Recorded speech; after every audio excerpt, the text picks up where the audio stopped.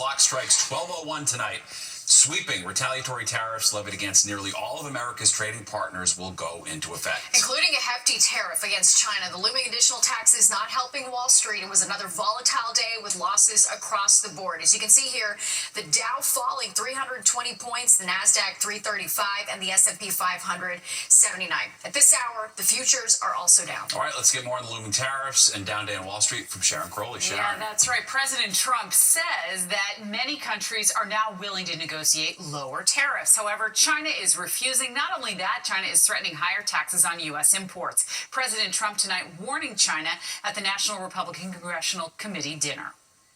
Right now, China is paying a 104% tariff. Think of it, 104%. Now, it sounds ridiculous, but they charged us for many items 100%, 125%. Many countries have. They've ripped us off left and right.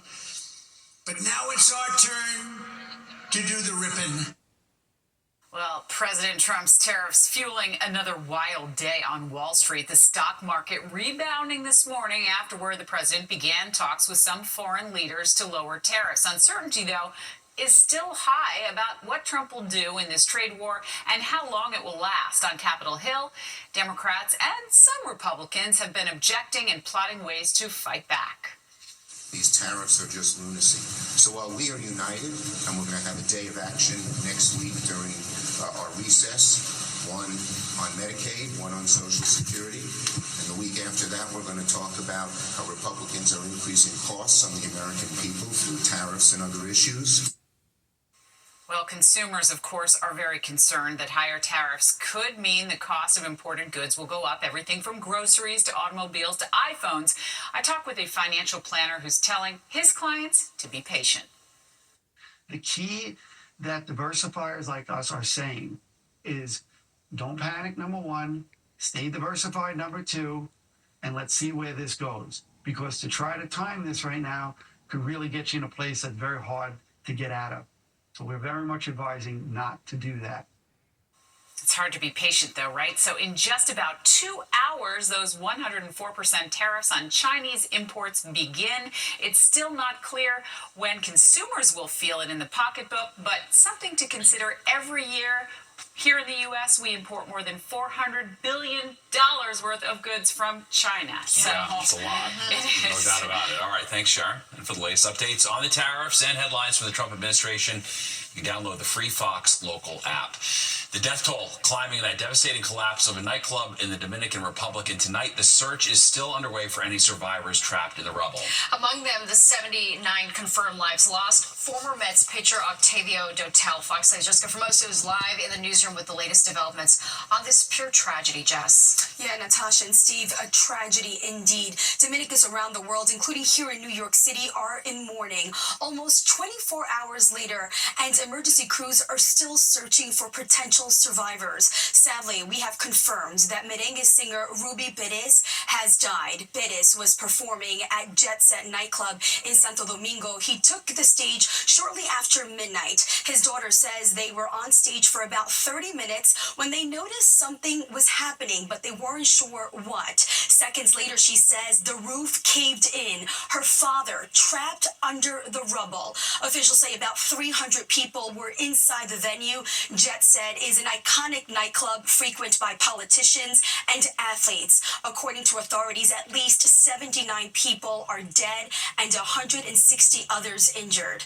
Also among the dead, MLB pitcher Octavio Dotel. The Professional Baseball League of the Dominican Republic posting on X that Dotel was rescued from the debris and transferred to a hospital, but later died. The 51-year-old played for 13 Major League Baseball teams across his 15-year pitching career. He began his career with the Mets and later pitched for the Yankees. And now here in Washington Heights, which is home to many Dominicans, a vigil was held outside the United Palace. They held the Dominican flag, prayed, and honored the victims. We were speaking with Edilda Almonte when she received the phone call from Ruby Perez's brother telling her he had passed away. She says he was a dear friend, a man who always gave back to the community.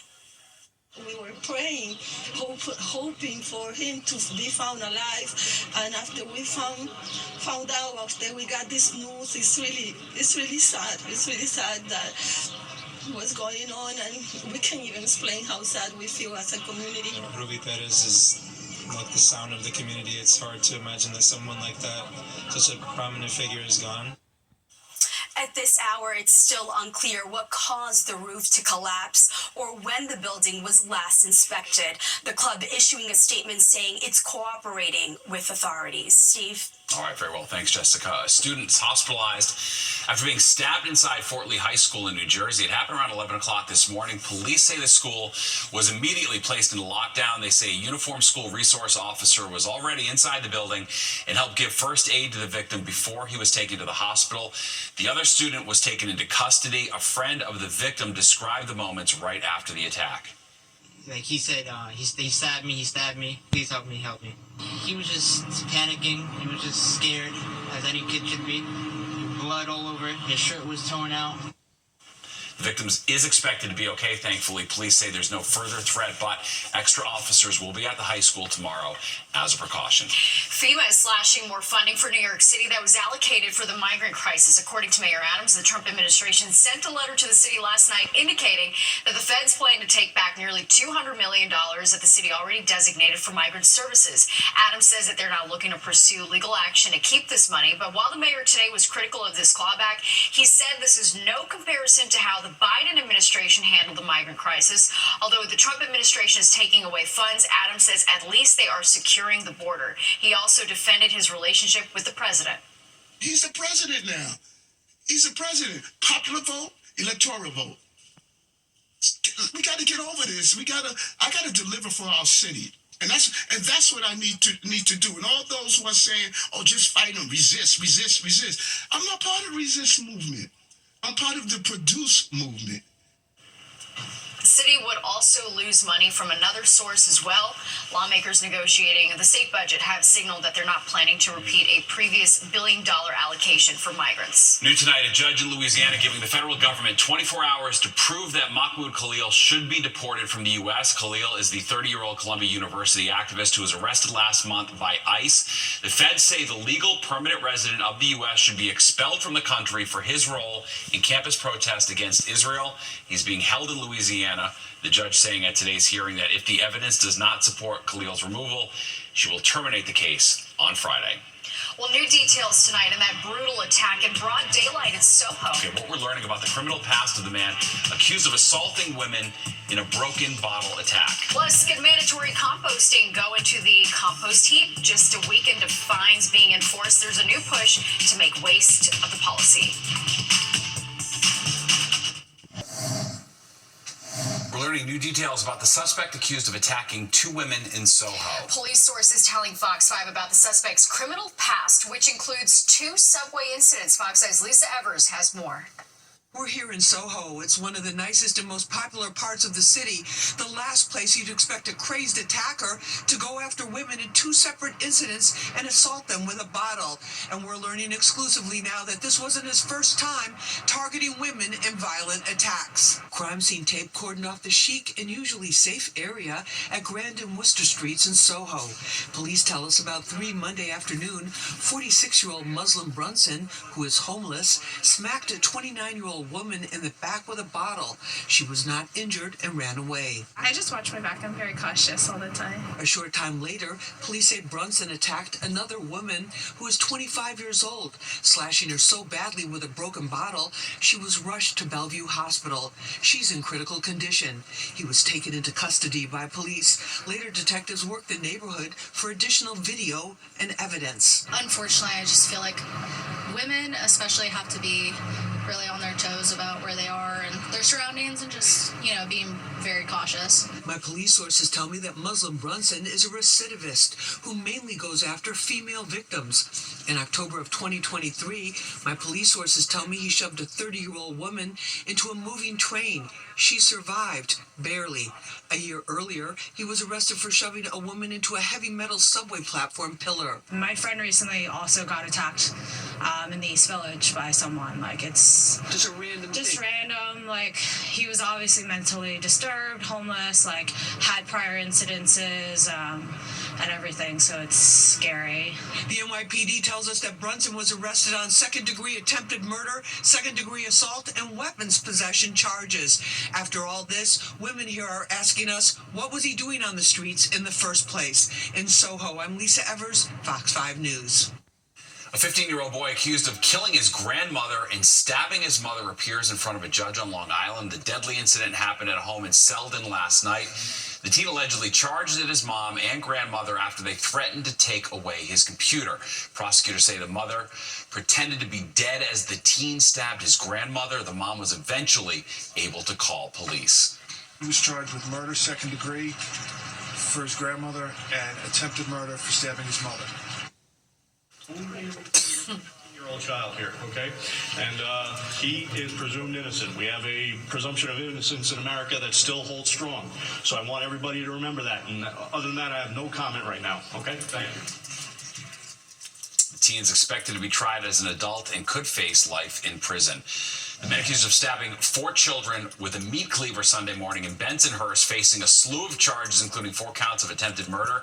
The 4 children are recovering. One child managed to call 911 for help and said the attacker was her uncle. The 49-year-old suspect was shot by police and is currently in stable condition. Officials say he has a history of mental illness. 16 suspects allegedly linked to 21 shootings in the city have been arrested and charged with murder conspiracy. Manhattan DA Alvin Bragg announcing the charges along with Mayor Adams and Police Commissioner Tisch. They say fighting between 2 rival gangs terrorized the East Harlem community and is linked to 50% of the shootings in that precinct between March and September of last year. They believe the violence was sparked by the murder of an LA World Gang member. LA World allegedly trained its sights on one of their main rivals, the Wooski Gang. And over the next several months, we allege the 2 gangs continually exchanged gunfires. Bullets flying everywhere. Manhattan DA says a total of 15 weapons were recovered.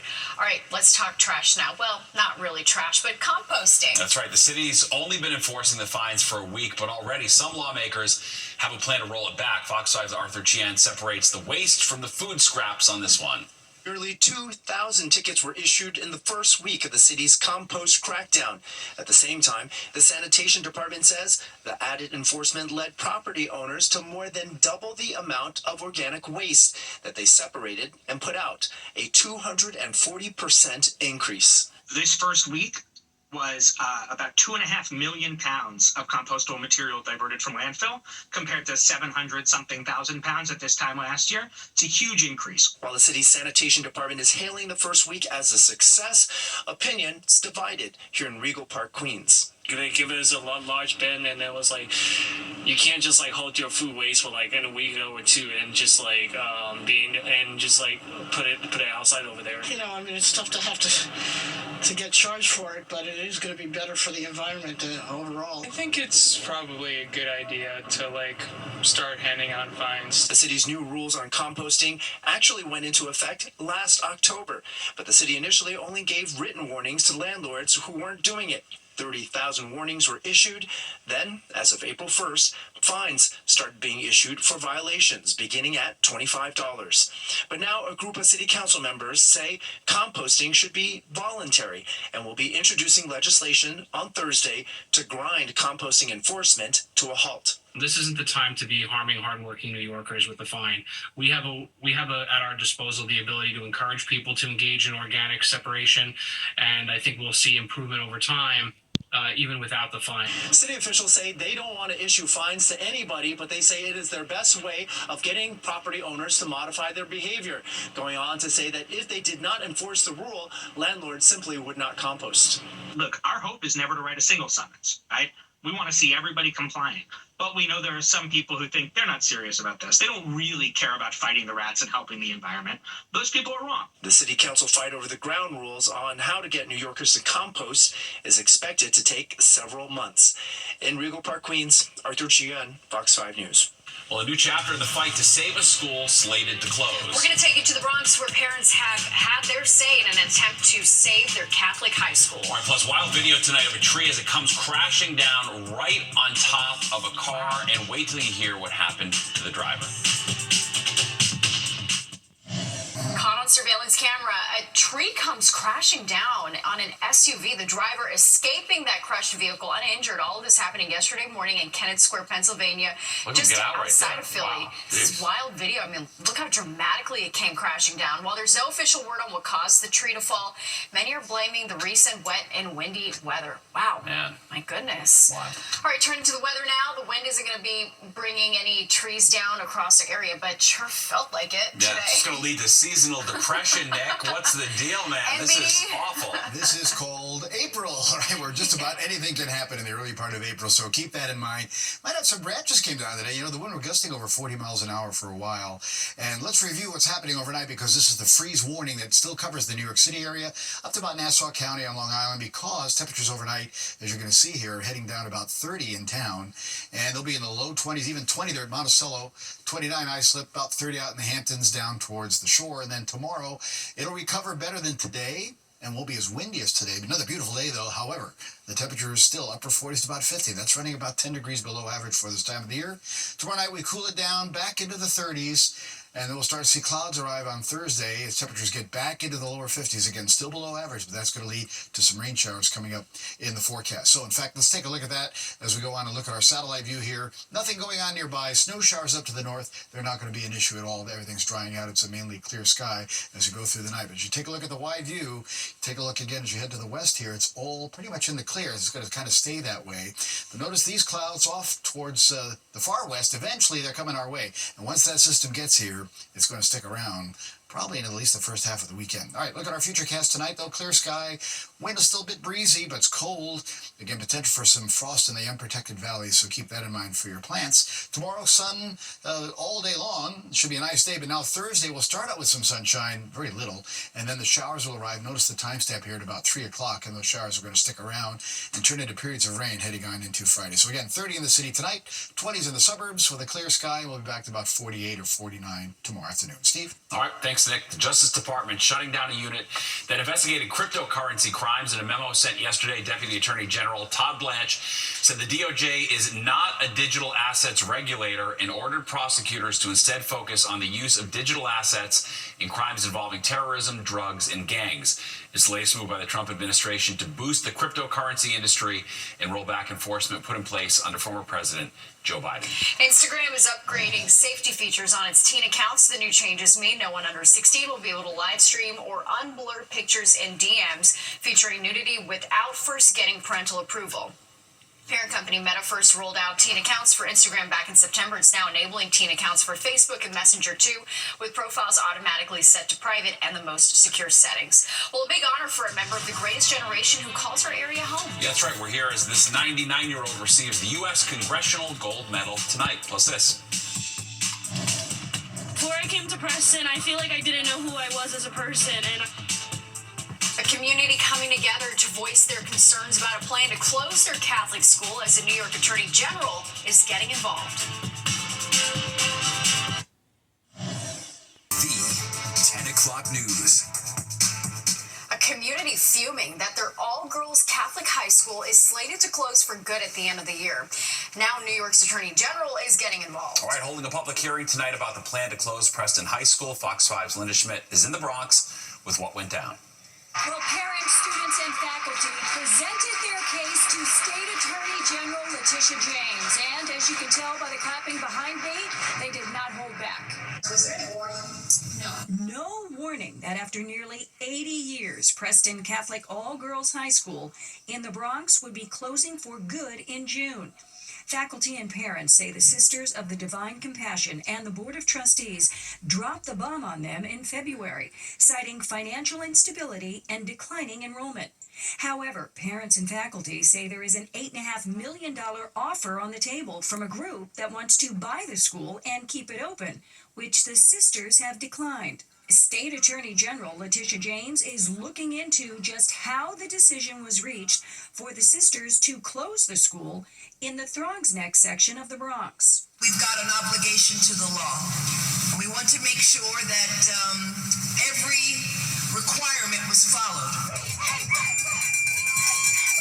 Students, parents, faculty, and alumni rallying outside before the hearing. People of color come to Preston to feel safe because Preston opens the doors to anyone, even immigrants. They empower women, and these women become somebody, and that's what we need. Before I came to Preston, I feel like I didn't know who I was as a person, and I've met people that have just made me grow. It's so important for like women, especially women from the Bronx, to have such a supportive community. It can help empower and motivate us women to understand and know that we can do anything regardless of where we're from. Fox 5 reached out to the Sisters of the Divine Compassion, but so far we have not heard back. In the Bronx, Linda Schmidt, Fox 5 News. Well, the NYPD is looking to city kids to help stop a deadly trend, subway surfing. 6 deaths were attributed to subway surfing in 2024, and it's now the topic of this year's Police Commissioner for a Day essay contest. The essay asks students to imagine how they'd work with the MTA to prevent subway surfing. The winner receives $500 and a meeting with NYPD Commissioner Jessica Tisch. Essays are due by April 25th and can be submitted on the Police Athletic League website. Mayor Adams recusing himself from federal immigration investigations at Rikers Island. In a statement, his office said the mayor has delegated all powers and responsibilities related to any executive order that authorizes ICE at Rikers to First Deputy Mayor Randy Mastro. It comes after allegations that the mayor is cooperating with the Trump administration in exchange for having his corruption case dropped. Adams' office says the decision was made to ensure transparency and maintain trust. Mastro later released a statement confirming an executive order to reestablish an ICE office at Rikers and said the decision was made after an independent assessment of the facts and law. Advocates for 9/11 first responders outraged over staffing cuts to the World Trade Center health program. After some outcry, the Department of Health and Human Services reinstated the head of the program, but 16 staff members are still on the chopping block. Advocates say the program won't be able to function if those staffers are let go, and first responders seeking services will face delays in getting the support they need. This program saves lives. Why cut this? And we are in favor of tightening the budget. Good for Mr. Musk for doing that. But don't cut the program that does so much good. Around 130,000 people are enrolled in the World Trade Center health program. Well, a big honor for a member of the greatest generation who served in the Pacific in World War II. That's right. Our Teresa Priola was there tonight as he was presented with the U.S. Congressional Gold Medal. It's an honor 80 years in the making. Petty Officer Grubiner is 99 years old. Petty Officer Arthur Grubiner recognized with the highest civilian award bestowed by the U.S. Congress, the Congressional Gold Medal, an award to mark his courage in combating Japanese kamikaze aircraft attacks and the liberation of the Filipino people during World War II. And that is what we are remembering tonight. Not just the cost of war, but the strength of the human spirit. Not just the fall of a city, but the rise of a people. Grubiner was just 18 when he enlisted in the U.S. Navy. Throughout his service, he and his shipmates on board the USS Lawrence logged more than 60,000 nautical miles while evading Japanese enemy submarines throughout the Pacific Theater. When you look back on your service and your time in the Philippines, what are some words that come to mind or some feelings that come to mind? Comes to my mind that how lucky we were. Other ships were hit by kamikaze planes. We escaped it. His time overseas was unrelenting, with the Japanese willing to stop at nothing to prevent the U.S. from advancing. And yet, Grubiner says he wouldn't change a thing. If you could do it all over again, would you do it again? Definitely. I grew up in the Navy, and the Navy was very good to me. His story and now this medal, a testament to the greatest generation. He now devotes his time to volunteering on the Intrepid and at local schools. He is a living monument, a reminder that there was a time when most of the world was united in its quest for peace. Of the 16.4 million Americans who served in the U.S. Armed Forces during World War II, only approximately 61,000 remain. That is a little more than 1/3 of 1%.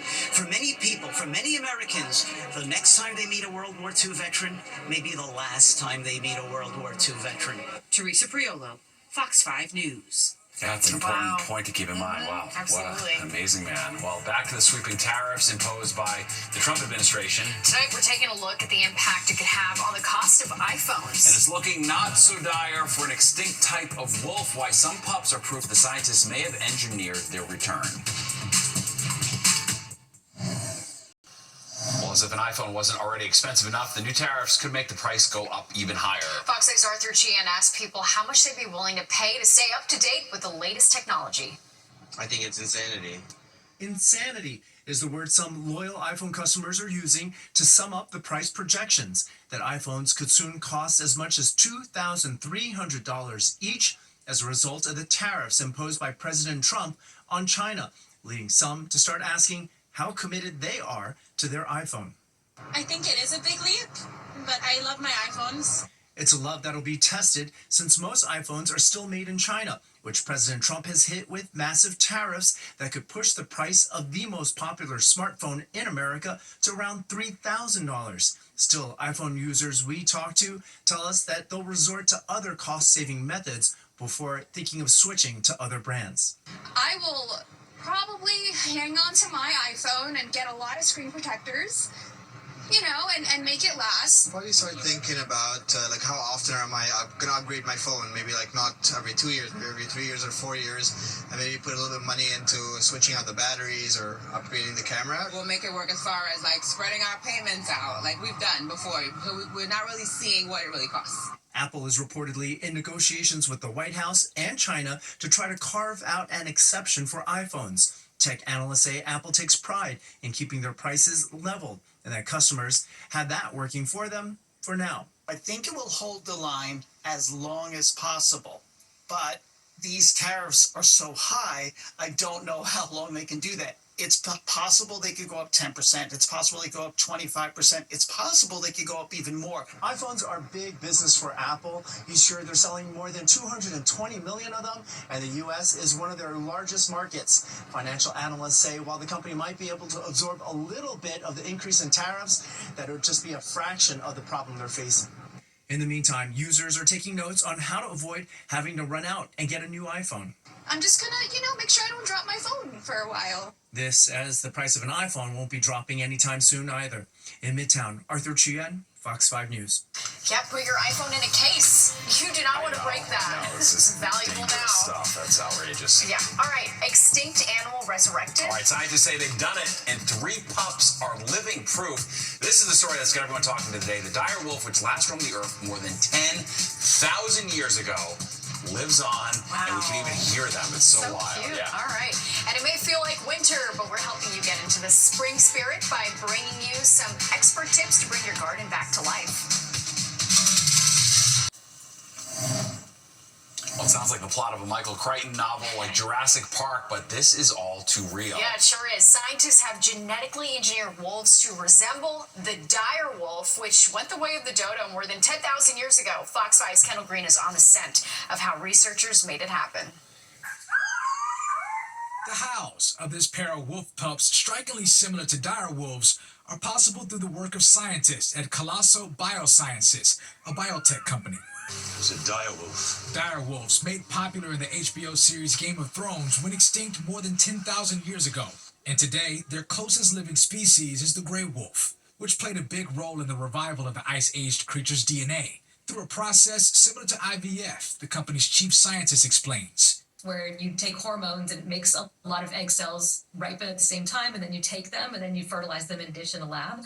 But we're not fertilizing them. Instead, we're taking those ripe egg cells and we're taking out the genetic material that would have come from mom, and we're putting in a whole cell that has mom's and dad's genetic material. That's our edited cell. Beth Shapiro and her team used DNA from the discovery of a dire wolf tooth and skull fragment. The skull is from remains of 13,000 years. The tooth is from 17,000 years. year-old fossil. Scientists explored the traits of dire wolves before their extinction, then combined blood cells with the living gray wolf. And about 2 months later, the pups were born. Dr. Nicole Benjamin Finks, the founder and director of Conservation Beyond Borders. So one could actually possibly argue that it's a hybrid.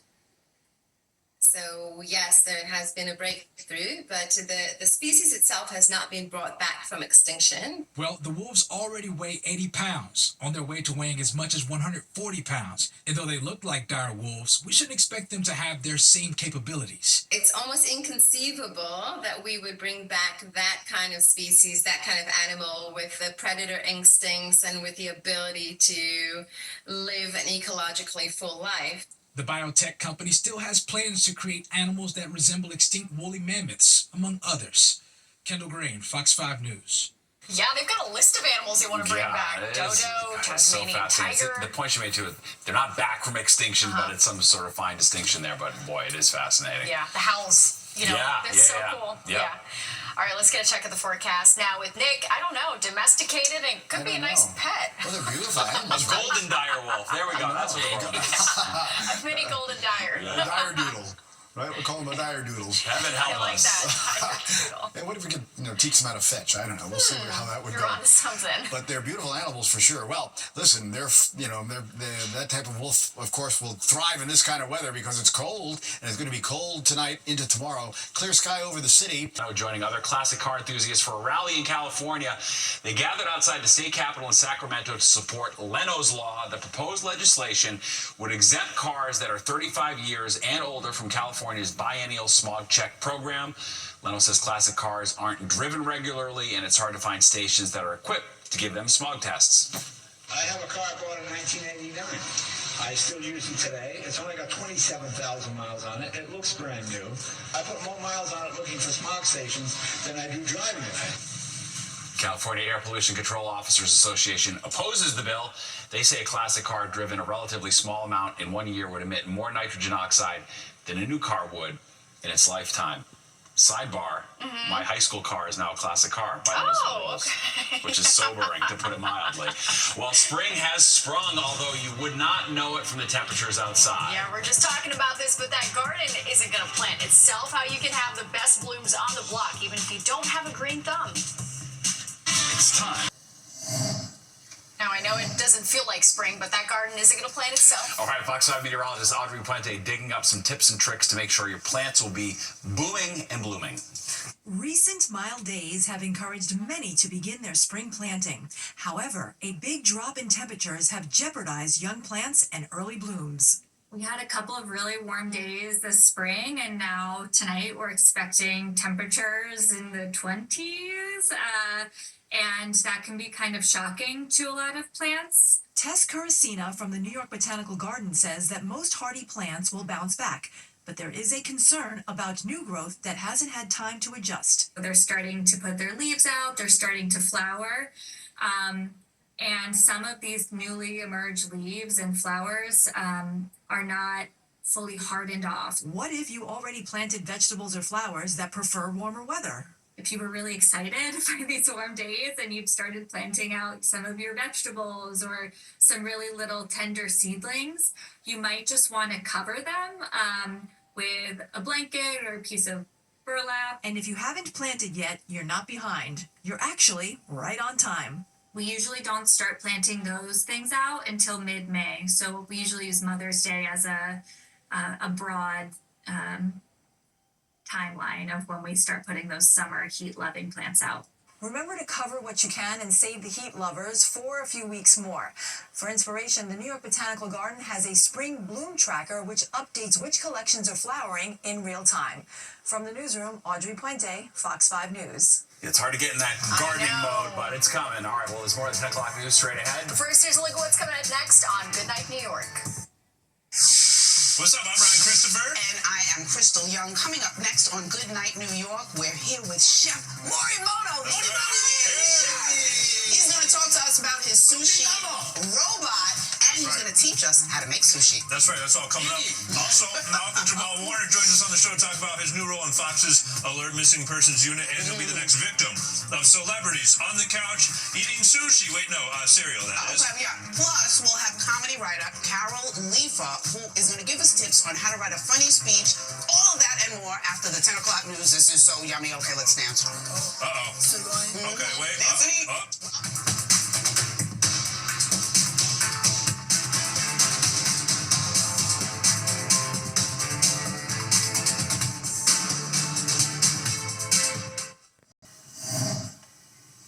There's a new way to keep up with the Kardashians. They teamed up with Crumbl for a new line of cookies. The cookie chain released its new Kardashian-Jenner family cookie menu. The line features flavors including Kylie's confetti sugar cookie, Kendall's cookie dough cupcake, and Kim's snickerdoodle crumb cake cookie. All 6 cookies are available until April 12th. I want to see proof of them eating that. Thank I want to you. see video proof of them ingesting those Exactly. cookies. I want to see them housing 6 at a time. Yeah, right. Because I don't believe it. All right. Good luck with that. Don't go anywhere. Good Night New York with Crystal Young and Ryan Christopher is next at 11, and you do not want to miss it. All right, and that does it for us tonight. If you missed any part of the 10 o'clock news, you can always catch an encore on our free streaming app, Fox Local. Where you can stream our newscasts anytime. Have a great night.